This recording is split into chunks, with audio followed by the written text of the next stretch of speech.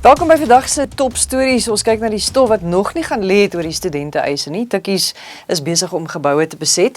Visumreëls vir toeriste word betyds vir Desember verslap, maar is dit te laat en hoe nou gemaak met Heineke Meyer?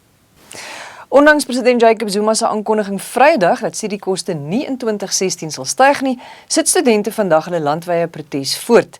Vrydag het sowat 12,000 studente voor die Uniegebou in Pretoria betoog. 'n Polisiemotor en 33 buitetoilette is verbrand en die polisie het die geweldpleging met traangas en rubberkoels in bedwang probeer bring.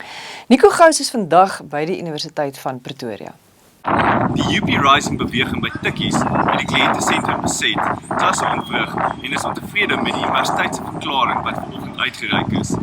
Hulle dring aan op gratis registrasie en 'n verlaging in koshuis en maaltydgelde. Klasse is vir die dag gekanselleer. The third one that we have said is that residents' food prices must decrease because we are in a context and situation where I buy a 2 liter on campus in a university dining hall at a higher price than a garage that is just a stone throw away from the university. Ons by die Universiteit van Pretoria se hoofkampus. Betogende studente het die kliëntediensentrum vanoggend oorgeneem. Hulle sê hulle is 'n gratis opleiding en nie net 'n 0% styging in klasgelde nie. Strenger visumregulasies, veral vir kinders wat na Suid-Afrika reis, gaan na maande se kritiek uit die toerismebedryf nou verslap word. Die regulasies wat in Junie ingestel is, het vereis dat minderjariges met 'n onverkorte geboortesertifikaat moet reis en dat buitelanders self na 'n Suid-Afrikaanse diplomatieke kantoor in hulle land moet gaan om vir 'n visum aansoek te doen. Die minister van Toerisme, Derek Hanekom, het Vrydag aangekondig dat aanpassings gemaak word wat dit weer makliker sal maak vir buitelanders met kinders om Suid-Afrika te besoek. Ons het 'n oud Suid-Afrikaner wat nou in Duitsland woon gevra hoe moeilik dit tot dusver was om sy vaderland saam met sy kinders te besoek. As jy nou uitgevind dat hier is die regulasies waaraan jy moet voldoen, dan moet jy begin rondskarrel. Baie keer is mense wat nou reis, doen dit nie lank vooruit nie. Hulle beplan dit miskien 'n maand vooruit. En dan het jy net 'n paar weke om al jou dinge bymekaar te kry, om by die behoorde in die plaaslike land te gaan besoek aflê, seker te maak jy kry al die geboortesertifikate, certified copies van die paspoorte, affidavits van, so as daar sê nou maar geskeide paartjie is, dan moet jy nou van die plaaslike howe moet jy nou bewyse kry dat jy nou met die kinders mag reis en so aan.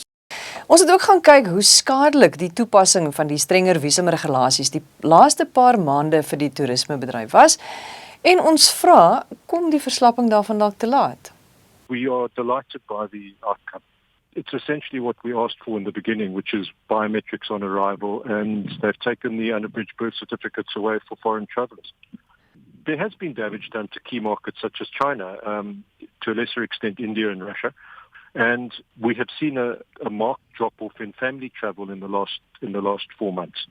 We've got a great history of doing well in tourism. So before the advent of these regulations and Ebola, we were growing at really positive growth rates. And that's what our competitors have been doing in the last 16 months. And there's no reason why we can't go and get our markets back. Die Springbokke het Saterdag 'n heldhaftige vertoning gelewer teen die All Blacks, maar hulle nederlaag van die afgelope Wêreldbeker rugbytoernooi laat veel te wense oor en wys duidelik krake in die bokmondering. Ons praat nou met ons sportverslaggewer Hendrik Cronje.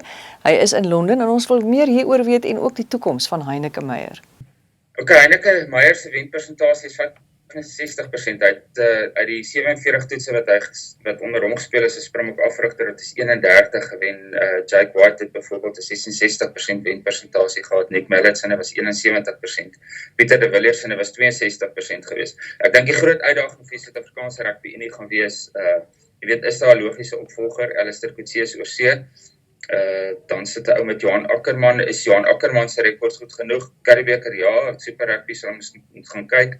En dan moet hy ook maar nou seker weer kyk wat dit aan met ander afrigters wêreldwyd gebeur, soos Clive Woodward en Steve Hansen.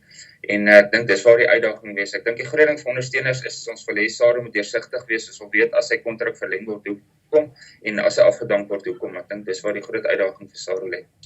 Ja, ons wil graag weet wat julle dink van Heineke. Moet hy bly of moet hy gly? Tweet vir ons of stuur vir ons 'n e-pos na nuus@netwerk24.com.